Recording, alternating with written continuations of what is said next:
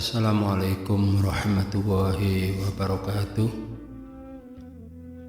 Teman-temanku semuanya yang berbahagia, pada kesempatan kali ini saya akan bercerita tentang kisah Nabi Musa alaihi salam.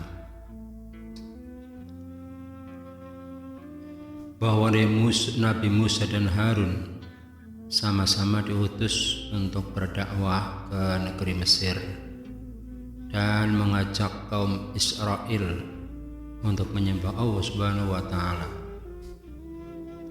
Musa dan Harun adalah sama-sama keturunan keempat dari Nabi Yakub yang ditinggal di Mesir sejak Nabi Yusuf berkuasa di Mesir. Mesir pada masa itu dikuasai oleh Firaun. Kerajaannya luas dan kaya raya. Penduduknya terdiri dari dua bangsa. Yang pertama adalah bangsa asli Mesir, yaitu orang Qibti, sedang yang kedua adalah orang-orang Israel, yaitu keturunan Nabi Yakub.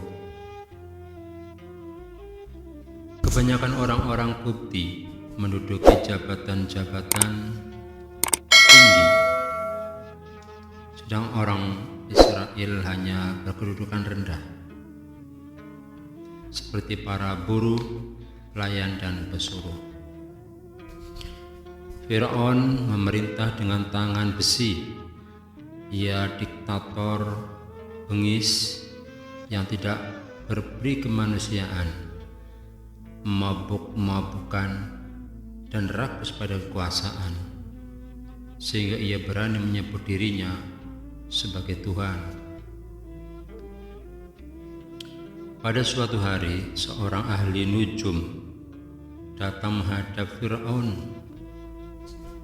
bahwa menurut perhitungannya tak lama lagi bakal lahir seorang bayi dari bangsa Israel yang kelak akan menjadi musuh dan menjatuhkan kekuasaannya.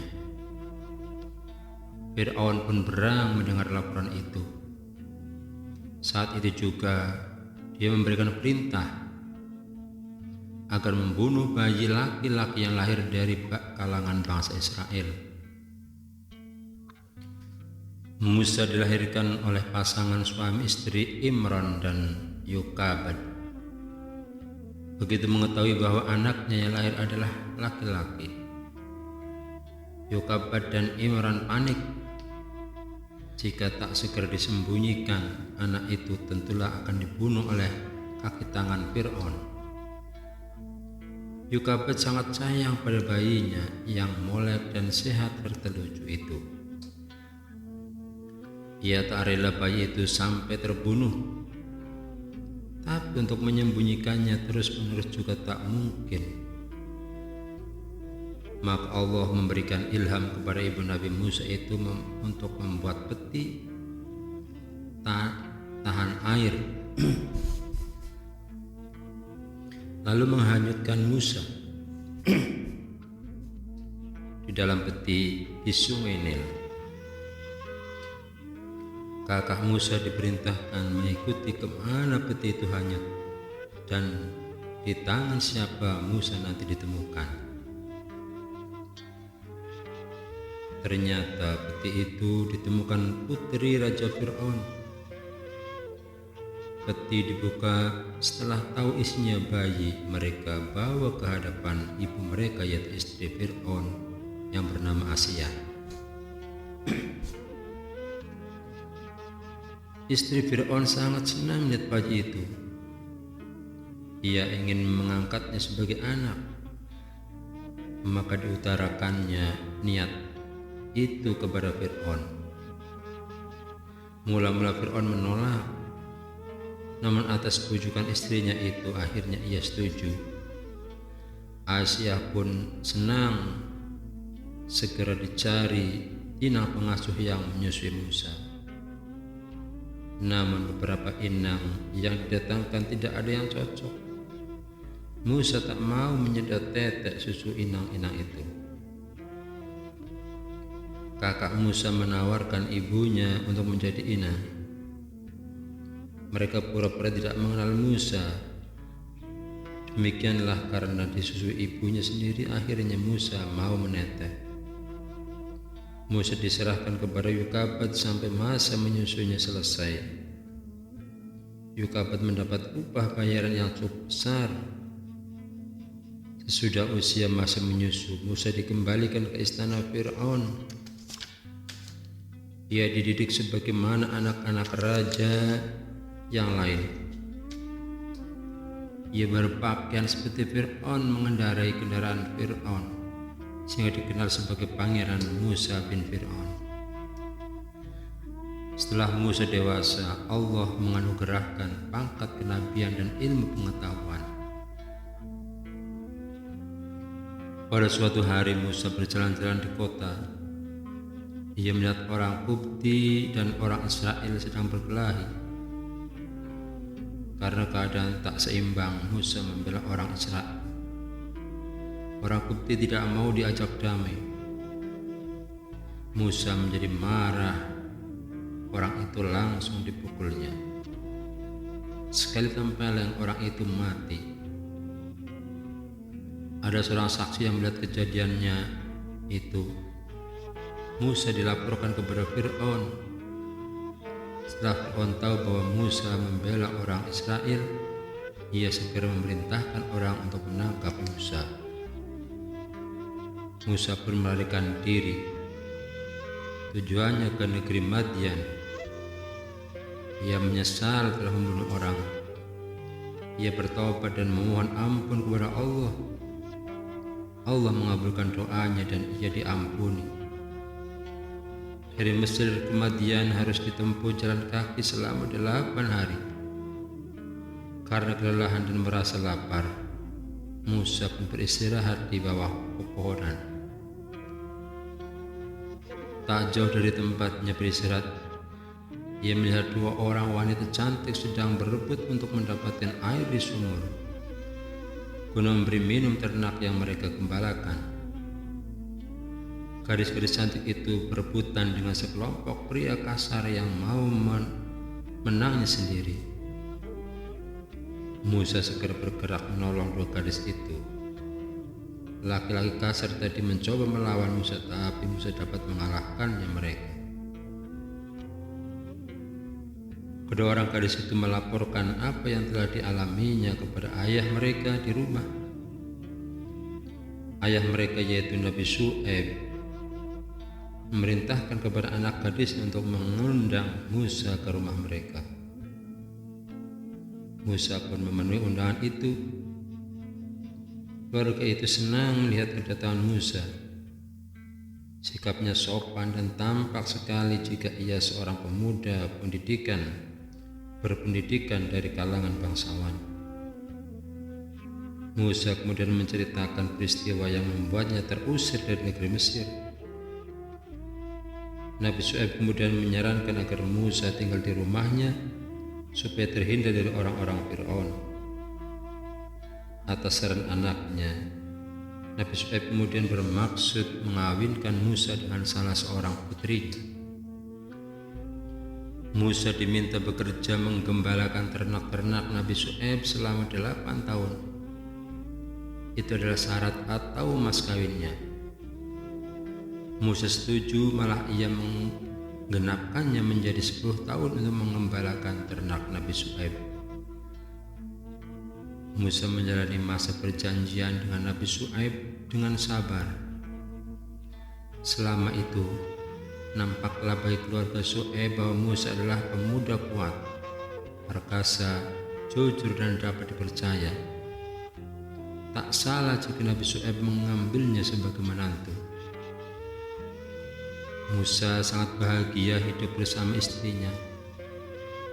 Nabi Syu'aib juga merasa lega karena anaknya mendapat pelindung yang dapat dipercaya. Setelah bertahun-tahun hidup di negeri Madian dengan istrinya, pada suatu hari Musa ingin kembali ke Mesir.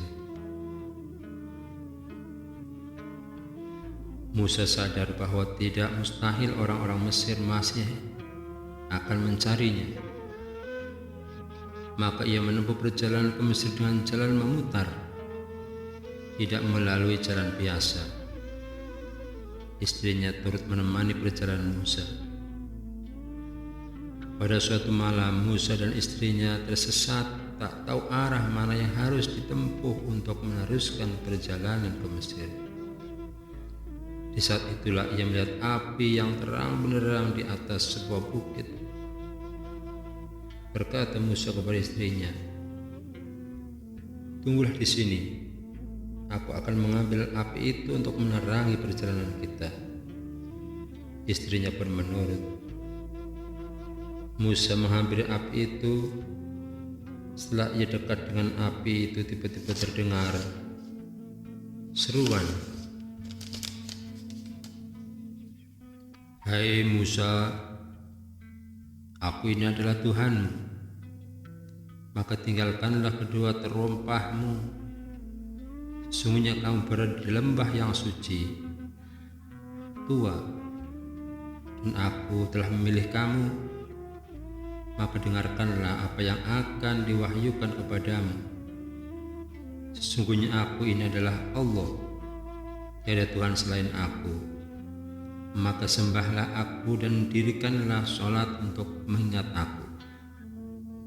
Inilah wahyu pertama yang diterima langsung dari oleh Nabi Musa.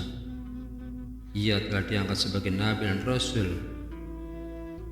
Selanjutnya ia dibekali pula mukjizat sebagai bekal untuk berhadapan dengan Fir'aun.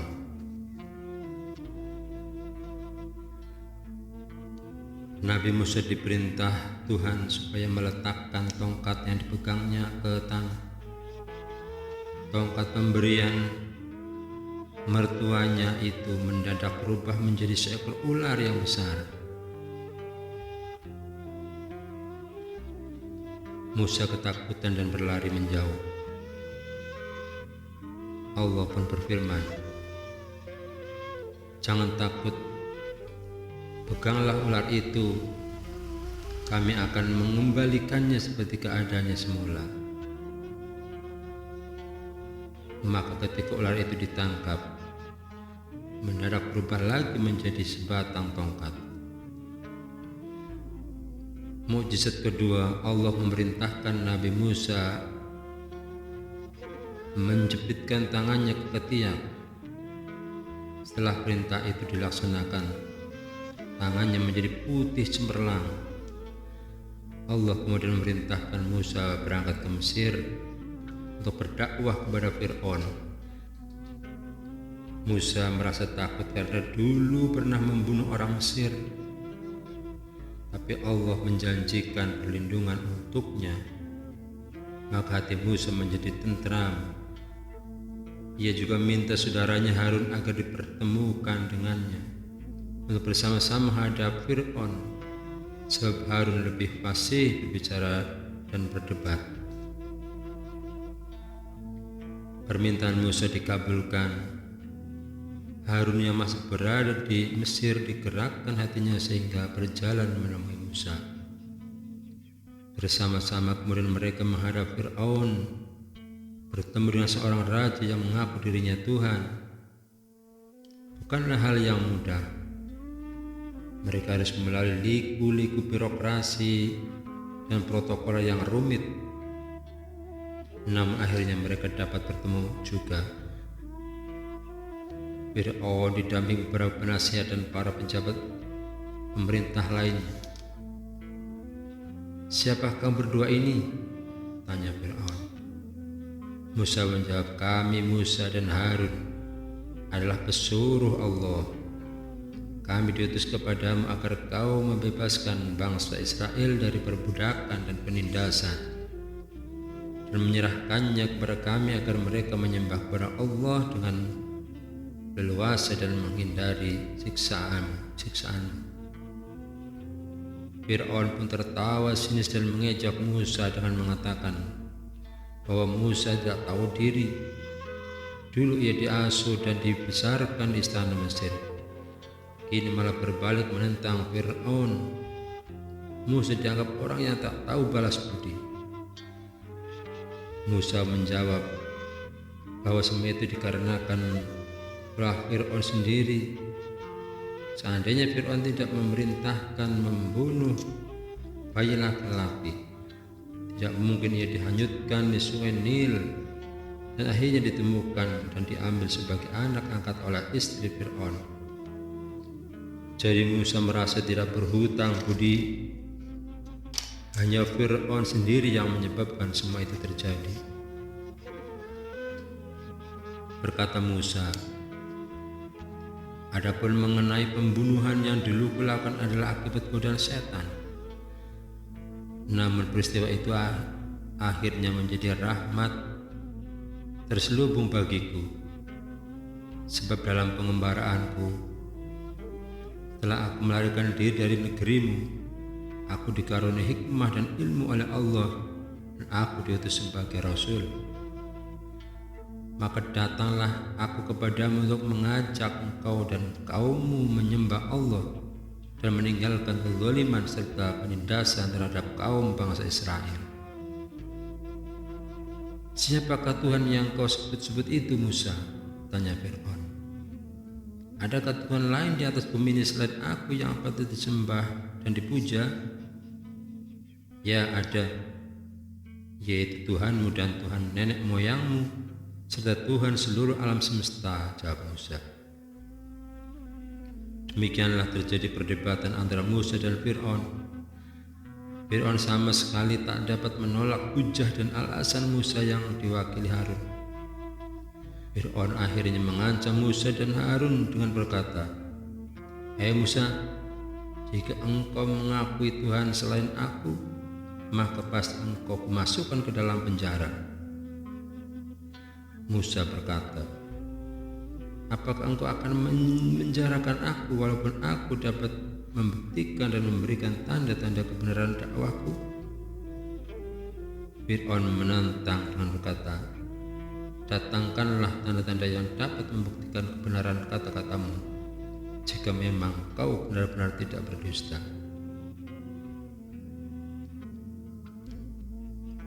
Demikian untuk sesi pertama kisah Nabi Musa alaihissalam.